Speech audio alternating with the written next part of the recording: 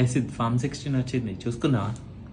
ఏం ఫామ్ 16 ఏమో అసలు అసలు ఒకసారి చూసినాక 3 లక్షలు ట్యాక్స్ పోతుంది.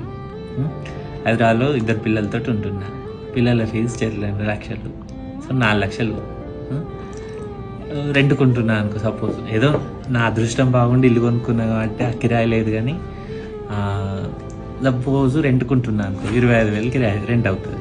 25,000 అంటే 3 లక్షలు సంవత్సరానికి.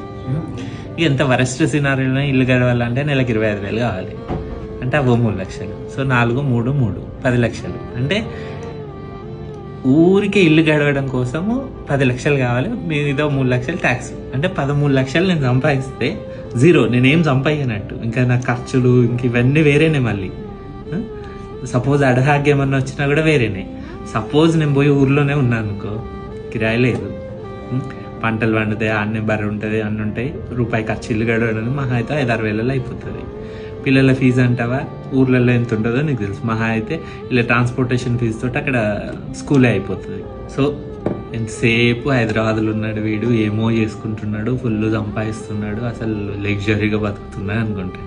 ఊర్లో ఉండి నేను ఇప్పుడు రూపాయి సంపాదించకుండా 13 లక్షలు సంపాదించినట్టు.